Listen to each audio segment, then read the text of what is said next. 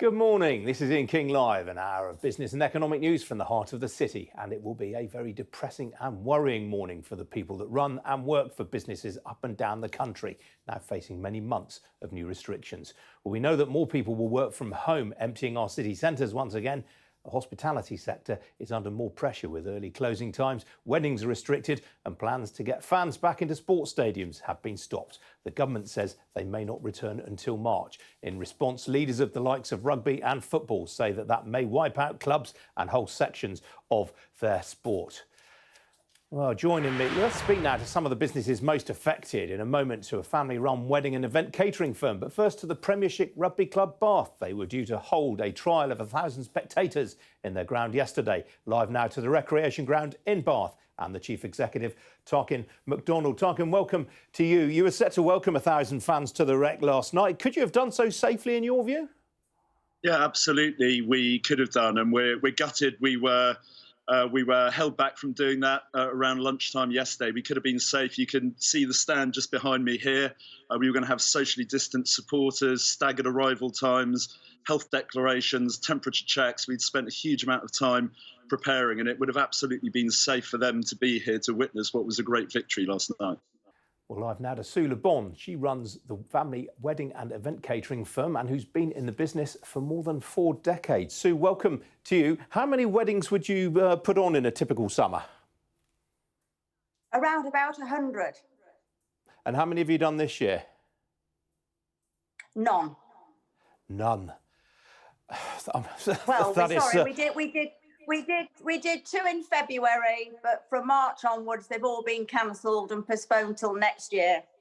Good Lord. I mean, that is a hell of a drop-off in business activity. I mean, I gather you've got all of your staff on furlough. What are you going to do when the scheme ends in October? Well, this is obviously, it's a very frightening time for us all. And obviously from yesterday, with the government's guidelines, it could be an absolute devastation for the wedding industry. And obviously, we need to look after our brides and I've been extremely fortunate that all my brides have just really have rebooked for next year. So we're going to obviously have an extremely hectic time next year, but it's important for me that I keep my main staff and my fantastic chefs and waiting on staff, because obviously they're a great team. Well, quite so. So you've got to essentially keep the business ticking over with absolutely no income coming in until you can sort of struggle your way through to next summer. Absolutely. And deep down, we obviously thought Christmas would help us a little bit. And we've got lots of functions booked, smaller functions of 30 people. We've got 21st booked in, weddings booked in. And unfortunately, yesterday, the bride actually emailed me to say that she's going to change for next year, which we thoroughly understand. It's very hard to do a wedding for 30 people, and it's very hard now to do it for 15 people. The government just obviously, unfortunately, just does not understand the wedding industry. It's impossible for you to make money out of a wedding with 15 guests. Absolutely. And also, it's not fair on the bride. I mean, it's their fairy tale wedding day. They want it absolutely spot on. And they put so much effort into organising these weddings that it's such a shame that it's even gone down to 15. 30 you can cope with, because at least you can have the families of both sides there, and possibly your bridesmaids and ushers and grandma.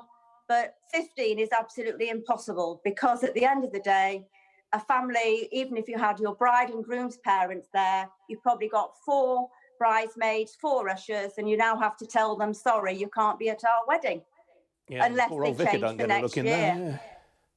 What about... and then obviously the vicar. Yeah. What about these numbers, though, Sue? I mean, where does the government get this from, do you think? Do you think there's been any sort of scientific analysis applied to coming up with these numbers of 15 and earlier 30? Well, I'll be honest, I really don't understand, because obviously we have been in business a long time, and I've done an awful lot of marquees and venues. And the 3 venues that we're at in Cheshire, we could all do social distancing. We understand we can't do 150 people, but we could do at least between 50 and 60 and do social distancing, have larger tables with smaller numbers on, for example, 6. And we understand that they don't want drinking late at night. So why can we not do a lovely ceremony and then carry on to have the dinner, and then maybe have no music or no dancing, and everybody go home at 9:30, 10 o'clock, like the pubs and the restaurants. All right, Sue, it's a really difficult time for you. Appreciate you joining me. Thank you. Thank you for having me.